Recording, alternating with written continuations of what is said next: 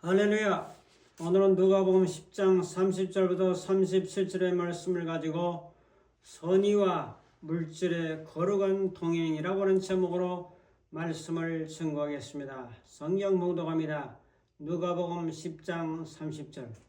예수께서 대답하여 이르시되 어떤 사람이 예루살렘에서 여리고로 내려가다가 강도를 만나매 강도들이 그 옷을 벗기고 때려 거의 죽은 것을 버리고 갔더라. 31절. 마침한 제사장이 그 길로 내려가다가 그를 보고 피하여 지나가고 32절. 또 이와 같이 한 레위인도 그곳에 이르러 그를 보고 피하여 지나가되 33절. 어떤 사마리아 사람은 여행하는 중 거기 이르러 그를 보고 불쌍히 여겨 34절. 가까이 가서 기름과 포도주를 그 상처에 붓고 싸매며 자기 짐승에 태워 주막으로 데리고 가서 돌보아 주니라.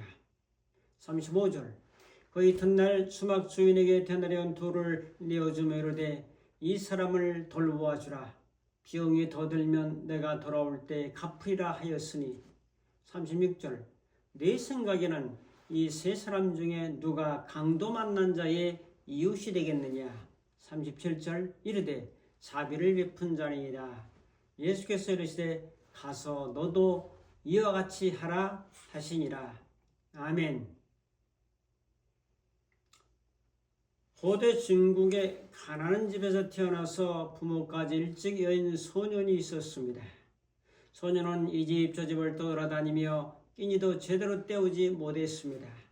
너무 배가 고플 때는 개울가에서 고기를 잡아먹었죠. 그마저도 여의치 않아서 굶는 날이 많았어요. 그런데 하루는 개울가에서 배를 골고 있던 소년을 보고 한 여인이 주먹밥을 만들어서 주었습니다. 감격한 소년은 이 은혜를 꼭 갚겠다고 눈물을 흘리며 말했어요. 여인은 주먹밥 하나로 무슨 은혜를 갚겠느냐라고 웃어 넘겼습니다. 그러나 이 소년은 독한 마음을 품고 열심히 공부해서 출세를 해가지고 한나라의 대장군이 된 소년은 고향에 그 여인을 찾아가 인사를 깍듯하게 드렸습니다. 저 한센입니다. 어렸을 때 아주머니가 개울가에서 주먹밥을 나눠주셔서 제가 지금까지 그 정신으로 살았습니다. 그러나 여인은 한센을 기억하지 못했습니다. 불쌍한 이에게 주먹밥을 나누는 일이 너무나 많았기 때문입니다. 이 말을 들은 한센은 한바탕 웃음을 터뜨리면서 상 하나에 황금을 가득 채워서 여인에게 건넸습니다. 밥 한 그릇을 주고 천금을 얻었다 그래서 일확천금이라고 하는 호사성어가 생겨지게 되었습니다. 작은 선행이 큰 축복으로 돌아올 때도 있습니다. 그러나 선행이 비록 축복으로 돌아오지 않는다 해도 우리는 지치지 말고 계속해서 작은 손, 큰 손으로 남을 도와야 될 줄로 믿습니다. 오늘 본문에 보면은 예수님이 율법 교사와 대화를 나누는 그런 과정을 소개하고 있습니다. 그래서 한 율법 교사가 일어나서 예수님을 시험하죠. 선생님, 내가 무엇을 하여야 영생을 얻으리까? 예수께서 이르시되 율법에 뭐라고 기록됐냐? 그러니까 그 율법 교사가 성경을 너무나 잘 알죠. 예, 내 마음을 다하여 목숨을 다하여 힘을 다하여 뜻을 다하여 주 너희 하나님을 사랑하고 이웃을 내 자신같이 사랑하라 하였나이다. 그래? 네 대답이 옳도다. 이를 행하라. 그리하면 살 것이다. 그 사람이 자기를 옳게 보이려고 예수님께 여짜오되 그러면 내 이웃이 누굽니까? 내 이웃을 내 몸같이 사랑하라, 내 자신같이 사랑하라 했는데 율법교사는 또 시험하려고 하려고 내 이웃이 누굽니까? 라는 질문을 던질 때에 그 비유적으로 이제 강도 만난 자가 나오고 그 다음에 제사장과 레인이 나가고 선한 사마리아 사람이 나오면서 결국 자비를 베푼 자가 누구냐? 선한 사마리아 사람입니다. 그럼 너도 가서 이와 같이 하라고 말씀해 주셨습니다. 오늘 친정 우리의 이웃은 누구인가? 나의 참된 이웃은 누구인가? 나는 어떤 사람의 이웃이 되어야 되는가? 나의 참된 이웃은 누구인가를 살펴보면서 주님의 영감의 음성을 들으며 은혜를 나누기를 원합니다. 첫 번째로 강도 만난 사람이 있죠. 30절에 예수께서 대답하여 이르시되 어떤 사람이 예루살렘에서 여리고로 내려가다가 강도를 만났죠. 그는 세 가지 옷을 벗겼죠. 얻어맞아 때렸죠. 거의 죽게 되었죠. 이런 상황에 사람이 있었습니다. 여러분, 사람이 살다 보면 여러 가지 어려움을 만나는 경우가 많죠. 오늘 말씀에는 지나가는 나그네가 강도를 만납니다. 강도는 뭐하는 사람이죠? 강도는 폭행이나 협박을 수단으로 사용해서 남의 상대방의 재물을 강제로 빼앗는 범죄자를 강도라고 말합니다. 강도는 절도는 도둑이죠. 절도와는 다릅니다. 도둑은 몰래 슬쩍 가져가는 사람이 도둑이고 도둑은 폭력은 없습니다. 강도는 돈을 안 내놓으면 가만 안 두겠다고 협박하거나 때리면서 가만히 안 두겠다고 하면서 빼앗아가는 사람이죠. 강도는 협박이나 폭력을 사용하죠. 강도는 물력을 채우는 그런 사람들이죠. 그래서 타인의 신체와 정신에 직접적인 공포와 위협을 가해서 재물을 뺏는 사람을 이제 강력 범죄자로 취급합니다. 사람이 살다 보면 이와 같이 강도를 만나는 경우도 있죠. 누가 강도 만나길 원하는 사람이 있습니까? 없죠. 그런데 갑자기 이런 일을 당하는 경우가 있다는 거죠. 그래서 사람이 걸어가는 인생길에는 우연도 있고 필연도 있고 악연도 있습니다. 강도를 만난 것은 악연이라고 볼 수 있죠. 오늘 본문의 강도 만난 자는 악연으로 연결된 거죠. 잘못 걸린 겁니다. 거미가 거미줄을 쳐놓았는데 나비가 날아가다가 잘못 걸린 거죠. 그러므로 사람은 혼자 다니는 위험성이 있습니다. 특별히 외진길을 걸어갈 때는 위험 부담이 크죠. 둘이 다니는 것과 혼자 다니는 것은 완전히 다릅니다. 변을 당할 수 있는 그런 사람들을 가만히 보면 혼자 다니다가 변을 당하는 경우가 많아요. 2026년도 얼마 안 됐죠. 5월 5일 날 발생한 광주 여고상 살해 사건도 그 아이가 17세 되는 이아무개 양입니다. 혼자 가는 자를 납치해서 강간을 하다가 여의치 않자 살해를 한 혐의를 받고 있죠. 23세 장아무개가. 이를 목격하고 구조하려고 했던 남고생 고군은 중상을 입었습니다. 한 사람의 강도 같은 행동이 무고한 역상을 죽게 했고 구조하려던 의리의 사나이는 중상을 입어 치료 중에 있다고 하는 소식을 우리는 뉴스를 통해서 계속 접하고 있습니다. 아버지는 경찰이었지 않습니까? 아들을 좀 더 형을 적게 하려고 여러 가지 물증들을 은폐하다가 아주 여러 사람이 다치고 있는 그런 모습을 바라보게 됩니다. 경찰에서는 조사하지 못했던 것을 검찰 수사 인력을 그 고도의 수사력을 동원해서 찾아내지 않았습니까? 근간에 우리 동네 중원구에서 있었던 몇 년간 교제를 했는데 불화 끝에 헤어지고 보복살인을 해서 너 죽고 나 죽자는 심정으로 어두운 밤길에 퇴근하고 있는 그런 여인을 이제 찔러서 세상을 떠나게 한 것도 바로 새벽에 혼자 걸어갔기 때문입니다. 죽은 이 여인은 항려 쇼핑 근처에서 노래방을 운영하는 주인이었다고 합니다. 돌은 몇 년간 사귀는 관계였다고 하죠. 잘못된 정신을 가진 사람을 만난 것은 강도를 만나서 이렇게 된 겁니다, 여러분. 그래서 인생길을 함께 가는 것은 대단히 중요합니다. 인생이라는 말도 인자가 서로 함께 서로 의지하며 서 있는 그림이지 않습니까? 혼자 등산하다가 봉변당하는 경우도 있고 혼자 산에 가서 버섯을 딴다든지 약초 핀다든지 하다 미끄러져서 온몸이 마비되어서 식물인간으로 지내는 사람도 있지 않습니까?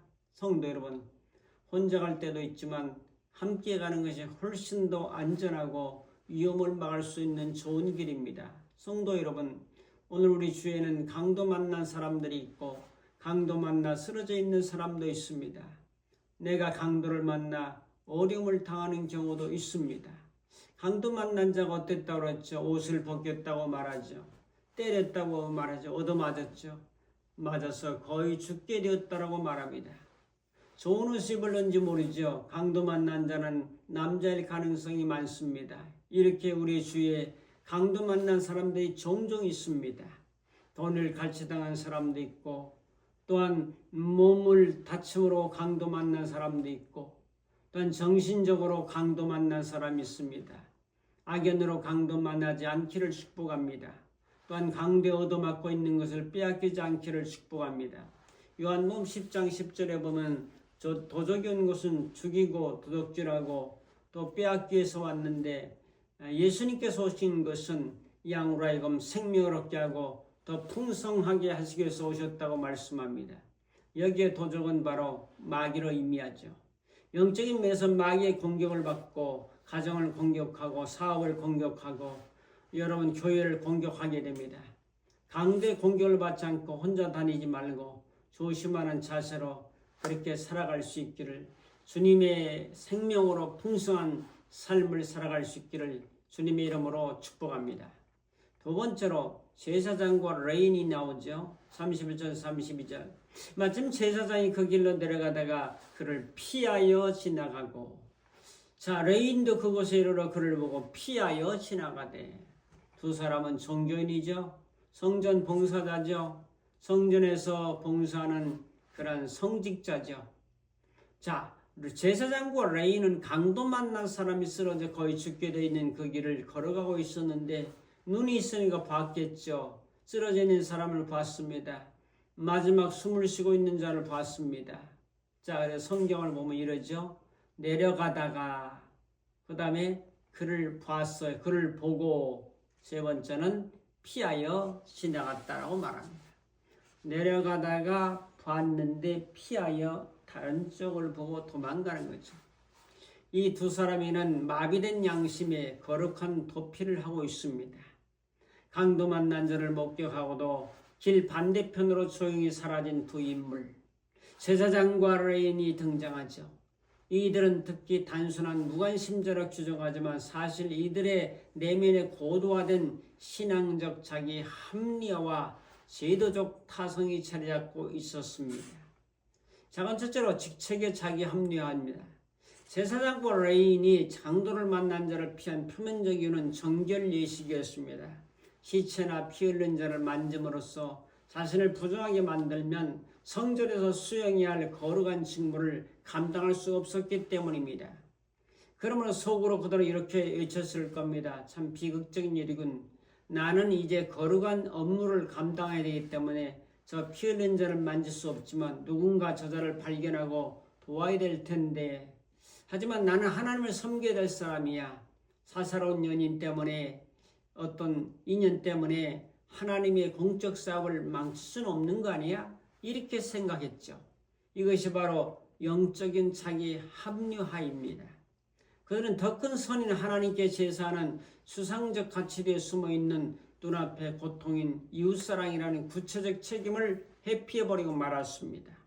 그들의 선의는 철저히 관념 속에 갇혀 있었으며 자신의 종교적 정결함과 또한 안락함을 지키기 위한 방어 기제로 사용했습니다. 현대 우리도 마찬가지입니다. 고통받는 이웃을 향해 기도하겠습니다 라는 말 한마디로 자신의 책임을 이제 면제하고 있지는 않습니까? 물질을 내어놓고 시간을 지불하는 대신 기도라는 가장 고귀한 행위를 비용 없는 선의의 도피처로 사용하고 있다면 우리는 본문의 제사장과 다르지 않을 것입니다. 또한 이들에게는 비용 지출에 대한 거부감이 있었을 겁니다. 그들의 발걸음을 돌린 결정적인 이유는 비용 때문이었을 것입니다. 강도 만난 자를 돕는 순간 그들은 시간의 손실을 노동에 쓰고, 그리고 혹시 발생할지 모르는 부차적인 경제적 부담이 따라오지요. 이들에게 선의는 자신의 삶이 안전할 때만 누릴 수 있는 사치였습니다. 물질과 시간이 수반되지 않는 선인은 이처럼 위기의 순간에 너무나 쉽게 비겁한 변명으로 전락합니다. 행동이 제거된 선인은 사실상 선의가 아니라 자기의 보호 본능에 변질 수가 있습니다. 제사장과 레위는 성전 봉사자입니다. 강도 만난 자를 보고 달려가야 될 사람이 그 사람을 피하여 나는 하나님께 올바른 예배를 드리고 제사를 드려야 될 사람이기 때문에 저 사람을 도울 수 없다는 양심적 가면을 쓰고 도망간 이 모습이 정말 가슴 아픈 현실입니다. 그 세 번째로 사마리아 사람을 봅니다. 33절부터 35절 33절에 보니까 어떤 사마리아 사람 여행하는 중 거기를 그를 보고 불쌍히 여겼죠. 예, 불쌍히 여겼어. 살아계실 저는 불쌍히 여기는 데서 출발합니다. 불쌍한 마음이 없으면 자비의 손길을 펼치지 않습니다. 주님은 우리를 불쌍히 여기시기 때문에 하늘에서 내려오셔서 십자가에 죽기까지 복종하셨고 우리의 형벌과 죄악과 사망 이런 것을 홀로 담당하시고 희생하지 않았습니까? 시작은 긍휼에서 불쌍히 여기는 데서 시작합니다. 그 다음에 작은 두 번째로 기름과 포도주를 상처에 붓고 싸맸습니다. 34절이죠. 가까이 가서 기름과 포도주를 상처에 붓고 싸매요. 자, 기름을 붓고 포도주로 상처를 소독하고 싸매주면 응급조치를 하는 거죠. 싸매야 통증이 완화하게 되기 때문입니다. 고통과 통증이 있으면 싸매줘야 되죠. 기름과 포도주는 이는 단순한 위로의 상징이 아니라 광야길을 여행하던 이들의 생존을 위한 비상약이자 고가의 소모품이었습니다. 그는 자신의 생존 자원을 타인의 상처에 즉각적으로 쏟아 부었습니다. 사람의 마음도 정서도 통증이 있다면 잘 어루만지고 싸매주는 것이 필요합니다. 나는 누구의 마음을 싸매주고 있나요? 그 다음에 작은 세 번째로 짐승에 태워서 주막으로 데리고 갔습니다. 짐승이라면 나귀 정도 될 것이라고 생각합니다. 자기는 내리고 환자를 싣고 이제는 본인은 걸어서 가는 희생을 감당했습니다. 자신의 이동 수단과 노동력을 온전히 이웃 회복을 위해서 전용한 것이죠. 그 다음에 중요한 것은 작은 네 번째로 데나리온 2를 내주었습니다. 데나리온은 노동자의 하루 품삯입니다. 30만 원 정도의 비용을 지불했죠. 나의 돈을 내주는 것은 희생이요 사랑이요 헌신입니다. 돈을 벌려면 지혜와 기술과 몸이 함께 노동을 해야만이 벌 수 있지 않습니까? 이런 귀한 돈을 지불한 것은 이웃을 향한 사랑이요 희생의 영성이었습니다. 다섯 번째로 비용이 더 들면 돌아올 때 갚으리라. 제사장들이 지키려 했던 종교적 명분을 넘어서 멸시받던 사마리아는 자원의 전격적인 투입을 통해서 하나님의 사랑을 지상에 안착시켰습니다. 그는 값비싼 은혜를 몸소 실천한 사람입니다. 2 데나리온은 성인 노동자의 이틀치 품삯, 수막에서 약 그때 동원의 가치로 보면 2주 이상 머물 수 있는 상당한 금액입니다. 그러한 진정한 영성은 그를 뒤에 따르는 약속이 있습니다. 뭐냐? 비용이 더 들면 내가 돌아올 때에 갚으리라. 사마리아의 행동은 철저히 물질 자원의 투입에 기초합니다. 이것은 일회성 기부가 아닙니다. 그는 강도 만난 자의 완전한 회복이 이루어질 때까지 자신의 자원을 개방하겠다는 무한 책임을 선포한 것이죠. 사마리아는 자신의 지갑을 하나님의 나라의 백지수표로 내놓았습니다. 만약에 사마리아인이 뜨거운 눈물을 흘렸으되 상처를 싸맬 기름도 없고 주막 주인에게 지불할 데나리온도 없었다면 결과는 어떻겠습니까? 그는 선인은 강도 만난 자의 서서히 식어가는 심정 앞에 공허한 외침이 되었을 것입니다. 돈이 없는 선인은 무력하며 선의가 없는 돈은 탐욕입니다. 성경은 이 두 가지가 결합할 때 비로소 죽어가는 생명을 살리는 구체적인 권능이 나타남을 증명하고 있습니다. 영국의 수상이었던 마거렛 대처는 현대 그리스도인들의 허약한 관념주의를 관통하는 날카로운 일침을 남겼습니다. 선의만 있는 선한 사마리아인은 아무도 기억하지 못한다. 그에게는 돈도 있었다. 그래서 부지하고 선교하고 선한 사마리아인으로 살려면 선의, 좋은 의도도 있어야 되고 거기에 2데나리온을 나눌 수 있는 돈도 있어야 된다는 두 가지 측면을 정치가는 날카롭게 지적을 했습니다. 저는 이 글을 읽고 사실 깜짝 놀라서 이 설교를 준비한 겁니다. 선의만 있는 사마리아인은 아무도 기억하지 못한다. 그에게는 머니도 있었다. 라고 하는 그 대처수상의 말이 마음에 꽂혀서 여러분들이 참 서민적으로 힘들고 어려운 상황 속에 살아가지만은 그러나 여러분들이 기도하고 믿음을 갖고 지혜를 구해서 이 쓰러져 죽어가는 강도에게 선의를 실제적인 행동으로 베풀고 나눌 수 있는 그러한 여유로운 삶의 승리자들이 다 되기를 주님의 이름으로 축복합니다.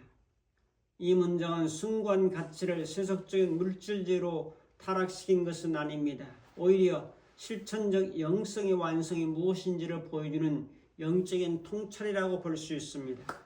마음만 있는 사랑은 이웃의 절박한 물리적 고통 앞에서 무력한 사유에 그칠 위험이 큽니다. 성경이 말하는 행함이란 수상적인 선의가 구체적인 자원과 결합하여 고통의 현실을 물리적으로 타격할 때 완성된다는 사실을 우리는 기억해야 되죠. 우리가 잘 알고 있는 예화가 있잖아요. 대공황 시대의 뉴욕의 야간 법정에 굶주린 손주를 위해서 빵 한 조각을 훔친 노인이 섰습니다. 현장의 모든 이들은 노인의 사연에 깊은 동정심을 느꼈지만 법의 냉혹한 원칙 앞에서는 누구도 나설 수 없는 거죠. 그때 판사는 판결을 내렸습니다. 법은 지켜야 하므로 벌금 $10를 선고합니다. 그러나 그 직후 판사는 자신의 지갑에서 $10를 꺼내서 모자에 넣으며 말했습니다. 이 벌금 $10는 판사인 제가 내겠습니다. 그로 이 가난한 노인이 빵을 훔쳐야 될 정도로 무관심했던 이 도시에 사는 죄로 여기 계신 모든 분들에게도 각각 50센트의 벌금을 선고합니다. 이화에서 판사는 사마리아인의 역할을 수행하면서 즉각적인 비용을 지불했습니다. 그러나 더 놀라운 것은 50센트를 낸 방청객들의 모습입니다. 그들은 본문 속의 주인공처럼 전부 다 이 판사의 말에 동참해서 그들은 $47를 거두었습니다. 이제 벌금을 내고도 훨씬 더 남는 큰 돈을 들고 눈물로 법정을 나설 수가 있었다는 이야기를 우리는 잘 알고 있습니다. 판사의 선이 $10라는 실질적 화폐와 결합했을 때 차가운 법정은 은혜와 구원의 현장으로 바뀌었습니다. 이것이 바로 물질적 참여가 가져오는 공동체적 치유의 힘입니다. 물질은 사랑의 날개를 달아주는 도구이며 수상적인 자비를 구체적인 구원으로 승화시키는 매개체가 바로 물질이 될 수 있습니다. 오늘 말씀의 핵심적 교훈은 무엇입니까? 예수님이 세상 세 사람 중에서 강도 만난 자의 이웃이 누구냐? 율법 교사는 자비를 베푸는 자라고 대답했습니다. 예수님은 가서 너도 이와 같이 하라고 참된 이웃을 묻는 그에게 이웃의 올바른 정의를 알려주셨습니다. 중요한 점은 이 비유는 누가 내 이웃인가라는 질문을 나는 누구의 이웃이 되어야 하는가로 전환시킵니다. 이웃은 도움이 필요한 모든 사람이며 그 배경이나 종교는 중요하지 않습니다. 직책도 중요하지 않습니다. 사마리아인처럼 행동으로 자비를 베푸는 자가 진정 참된 이웃이 될 수가 있습니다. 결단 및 적용합니다. 우리의 참된 이웃은 누굽니까? 강도 만난 자 이웃은 누굽니까? 난 어떤 모습을 보고 살고 있습니까?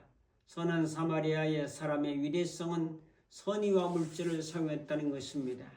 좋은 마음과 선한 뜻이 중요합니다.